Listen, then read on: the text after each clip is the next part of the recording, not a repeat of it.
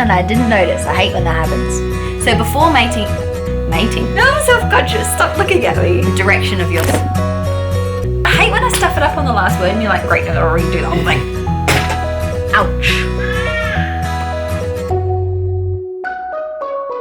Hi crafty people, and welcome back to my channel. Today I'm going to be sharing with you my 10 best tips for sewing with a stretchy fabric. And to do that today, I'm actually going to be sewing with you a car seat cover. These tips that I'm sharing today will be helpful not just for making a car seat cover, but for any project you're making with a stretch fabric. So I hope that you're excited today to learn these tips. If you're new to this channel, then welcome. My name is Marie, and on this channel I'd love to motivate mums to make and mend. These stretchy car seat covers are really useful. I've used them not just as a car seat cover over my baby's infant car seat, but also I've used them before as a breastfeeding cover, which I don't usually use a breastfeeding cover, but at my sister's wedding, I was a bridesmaid and I couldn't breastfeed in the dress I was in. So I made one of these car seat covers that matched my dress, and that way I could pretty much get out of the top part of my dress with this car seat cover slash breastfeeding cover over my head to breastfeed. I've also used these car seat covers before as a very effective toddler bib, because when toddlers are eating watermelon, it goes everywhere. So it was perfect for that too. I've previously shared a video before about my 10 best baby items to make, and this was one of them. If you want to know what the other items I shared in that video were, I'll link that video in the description box for you to watch later. If you are wanting to make a car seat cover like this, I'll link in the description box a free pattern from Patterns for Pirates that you could use to make this car seat cover. But you might be here just to watch the tips, and that's great too. So I hope that you find these 10 stretch fabric tips really helpful, and let's get making. Stretch fabric tips. Tip number 1 is about fabric choice. If you're wanting to use a stretchy fabric, we call that a knit fabric. Woven fabrics and knit fabrics are constructed differently, which is what causes them to either stretch for a knit fabric or not stretch for a woven fabric. If you're looking to buy a fabric online, you won't see the word stretch fabrics as one of your options to search through, but you will see knit fabric. So that's what you're looking for. When buying a knit fabric, you need to keep in mind if you need a 2-way stretch or a 4-way stretch. So I have here some examples. This here is the fabric I'm going to be making the car seat cover out of today, and this here is a 4-way stretch. So it stretches both horizontally and vertically. So this is considered a 4-way stretch fabric. On the other hand, this fabric here is considered to be a 2-way stretch because it stretches this way, but it doesn't stretch this way. I use this to make Ruben's Easter outfit, so if you haven't seen that video, I'll also link that in the description box. Some patterns will call for a 2-way stretch and some a 4-way stretch. Some it doesn't matter. For this car seat cover, it will be better for you to use a 4-way stretch so that you're able to stretch your car seat cover over the width of your pram and over the height of the car seat as well. So you need it to be a 4-way stretch so that it stretches in all directions. Tip number 2 is to pre-wash your fabric. And I've said this on previous videos before, so I'm sure it doesn't come as a surprise. Fabrics can shrink, and it's a shame if you make your item of clothing, or your car seat cover in this case, and it shrinks after you've washed it and then it doesn't fit anymore. I choose to pre-wash my fabrics in the same way that I'm going to wash that item once it's finished being made.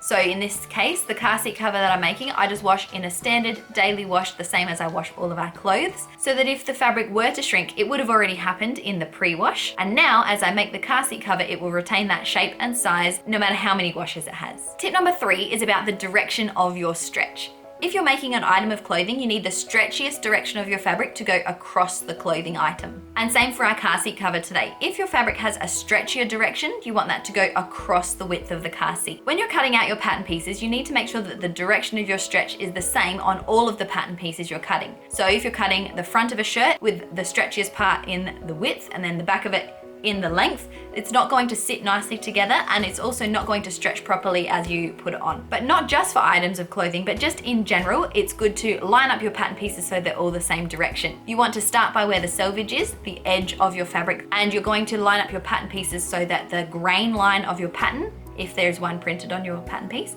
is matching that selvage edge on the side of your fabric. Most often the stretchiest part of your fabric will be across the grain line, so from one selvage edge across to the other side, that will be the stretchiest direction of your fabric, but you will want to give your fabric a test just to make sure. So let's move over to my sewing desk and we'll make a start on this car seat cover, and I'll show you what I mean by the direction of the stretch of your fabric. So here I have my fabric laid out and I have it folded in half, so that the selvage on one side is matching the selvage on the other side.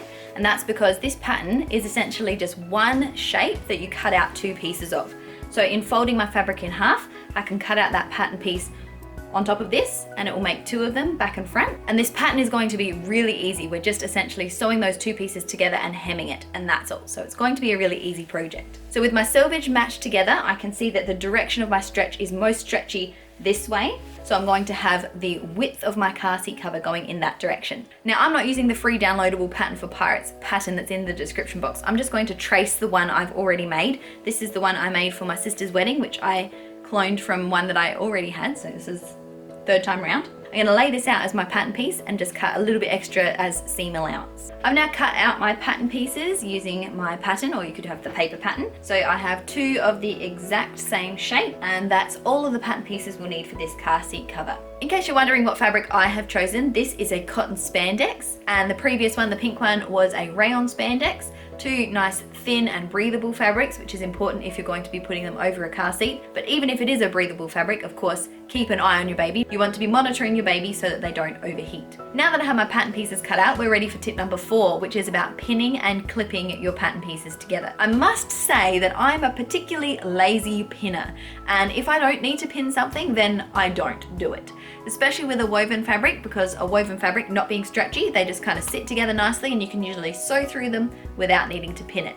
But unfortunately, with knit fabrics, you can be a little less lazy because they are a bit slippery, and with the stretch, often if you're sewing through a stretch fabric and you haven't pinned it or clipped it together, then one of the sides might stretch more than the other, and as you sew further on, you might end up with the fabrics not matching together when you get to the end of your seam or whatever you're sewing. So unfortunately, if you're a lazy sewer like me, it's a shame, but it is better off to pin and clip your fabric to make sure that you don't have any issues that you need to then unpick and re-sew. So to pin our car seat cover together, I'm going to turn it out the other way so that the right sides are together, and I'm going to pin down the sides so that we can sew them together. So I have my right sides of the fabric together here, and I'm going to pin or clip down each of the sides. So I've already done this side here, and you can either use long pins like this, which to put a pin into your fabric, you point it through both layers and tilt it up and poke it through the other side. Or you can use wonder clips, which look like this, and you squeeze them a bit like a peg and clip both of the fabric pieces together. I'll explain to you some of the benefits as I finish clipping and pinning this. The benefits of using a wonder clip is that it doesn't leave marks in your fabric like a pin can, because a pin can leave a little puncture mark. But the benefits of using a pin, I find, is that I do find that they hold your fabric together a little bit more securely. Maybe I'm just not very good at the wonder clips yet, but I do really prefer to use the pins. I do recommend though, if you are using pins on a stretchy fabric, you want to be pinning in the seam allowance. So if there is a pull or a hole created by the pin, it will be in your seam allowance and not in the actual item that you're sewing. So again, we pin or clip our fabric so that it doesn't move when it's under our sewing machine, and the fabric pieces stay together in the correct places. So now that our pattern pieces are clipped and pinned in place, we're going to move over to our sewing machine so that we can set it up for a stretch fabric. Tip number 5 is about your sewing machine needle. You're going to need to use a stretch or ballpoint needle in order to sew a stretchy fabric. We use the stretch needle so that it doesn't puncture our fabric in the same way that I explained before a pin could put a hole in your fabric. So I've got out a stretch needle ready to put that into my sewing machine. So on my machine, to change the needle, there's a little screw here, and as you unscrew it, the needle will come out. And then there is a flat part on the shaft of your needle. That part on my machine goes towards the back, but yours might be different. So I push the shaft of the needle up through the hole, and then again I tighten that screw there to keep my needle in place. So tip number 6 is about your thread choice. I'm using polyester thread because I find that it is stronger when using a stretch fabric, because using a cotton thread, often the thread can snap more easily than a polyester thread. So I do recommend that you use polyester thread when using a stretch fabric. I'll thread up my machine and then I'll show you what stitch setting I use when using a stretch fabric. Tip number 7 is about setting your machine to a stretch stitch. If you were to just use a straight stitch on a stretch fabric, as your fabric stretches, your stitches will not stretch with the fabric and they will snap. So you need to be using a stitch that will be able to stretch with your fabric. You can use a zigzag stitch or a little lightning bolt like what I have on my machine, which is my stretch stitch, or you can use an over edge stitch. Any of those stitches will help to stretch with your fabric, and all of them will have a different level of stretch. So I do recommend that you do a little test run on a scrap piece of fabric, run it through your machine and try out different settings. See if your fabric stretches enough with an over edge stitch, or with the lightning bolt stitch, or with a zigzag stitch, or with a narrower zigzag stitch. Just have a play to see what the best setting is for your machine and your fabric. I've changed my machine to stitch number 14, which is my over edge stitch, which is what I'll be using to make my car seat cover today. But again, see what suits you and your project. I'm going to use my over edge stitch to sew down the sides of my car seat cover where we have pinned and clipped it already. Tip number 8 is to not push or pull your fabric as you are sewing it through your machine. So as you can probably see as I'm sewing, I'm making sure to have my hand resting on the fabric, but I'm not using it to push it underneath the foot here. I'm just using it to guide my fabric so that it doesn't move sideways. If you're pushing your fabric through the machine or pulling it from the back, you're going to have very uneven stitches that aren't spaced the same way, or the fabric will stretch, which will make the fabric and stitches look puckered or a bit gappy or just uneven. So when you're sewing your stretch fabric, I have my hand rested on it with no pressure of pulling or pushing it in either direction. Let your machine feed the fabric through at its own pace, and just make sure that you're guiding it so that it doesn't shift out of position.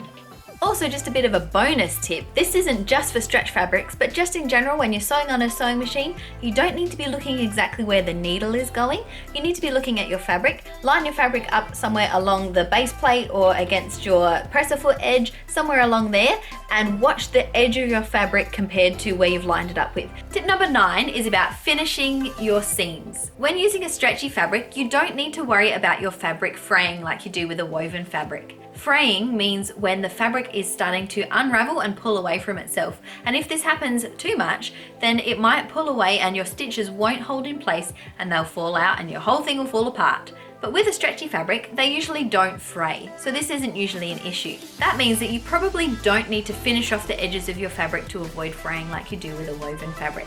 Often with a woven fabric, you'll need to either zigzag stitch or overlock or serge the edge of your fabric to make sure that it doesn't fray. But in this case, with a stretch fabric, I can see that it is not going to fray, so I don't need to worry about these edges. I know that I can just sew my stretch stitch to connect the fabric together and just leave the edges bare if I would like to. I am going to cut down my seam allowance though, making sure I don't cut my stitches, just so that both sides are even and it's nice and neat, and there's no need for that excess fabric that's just kind of flapping on the other side of my stitches. So I'm just going to carefully cut around it, making sure to not cut those stitches, and then I can just leave the edge as it is. I don't need to finish the edges of a stretchy fabric because it won't be fraying. Tip number 10 is about hems. When using a stretch fabric, you won't need to do a rolled hem on the edge like you do with a woven fabric. With a woven fabric, you would fold the edge down twice and then sew down your hem, and that way the edge of your fabric is inside your stitching so that it won't fray, as we discussed in the previous point. But because your stretch fabric is not going to fray, you don't need to fold it over twice. We're just going to fold the edge of our fabric over one time and hem along this edge here. It is looking like this so far. We've got the shape of it all completed with the edges all done. I've already hemmed the top of our car seat cover here by turning it over once and sewing a zigzag stitch across it. And now I just need to hem the bottom and it will all be done. The other thing to know about hemming a stretch fabric is that sometimes you need to stabilize the hem. Stabilizing your hem will prevent any waving or any misshapen parts to it. So you might want to use a scrap piece of fabric and do a test run first to see if your fabric needs stabilizing or if your hem is nice and even. So here my hem, it's sitting nice and flat. There's no sort of waviness or anything, which I know happened with my rayon version of this because it wasn't quite as sturdy as this cotton was. So this hem here isn't going to need any stabilizing, but if when you're doing it you notice that it's kind of pulling funny or there's waves in it, then you might want to stabilize your hem, and the way you can do that is by using tissue paper. If you put some tissue paper on top of your hem and sew it through your sewing machine, that will prevent it from slipping or moving, and it will help to stabilize your stitches so that it hopefully isn't as wavy. So I'm not going to need to do that with this one. I'll show you how I hem this fabric now. So to get our hem ready to sew, I'm folding up the edge of my fabric just one time using my wonder clips, or you could use pins to hold it in place. And then I'm going to set my machine on a zigzag stitch and sew around my hem and then I will chop off any of the excess fabric that I don't need to be flapping around there like we did before, and it will all be done. I love it. So there we have it.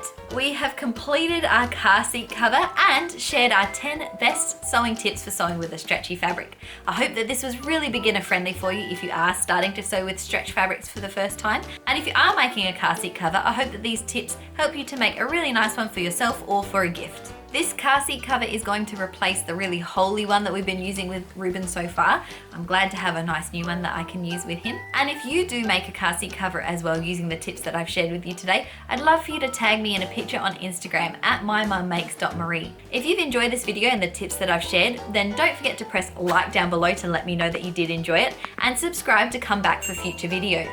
If you're looking for another stretch fabric video to watch after this, I recommend you watch my video about making a lettuce hem. I did this on Alice's first birthday dress and it looked really cute, and it is a skill to use with stretch fabric. So if you'd like to watch that next, I'll leave it linked in the description box down below. Thanks again for spending a bit of time with me on my channel today, and until next time, go get creative and I'll see you later.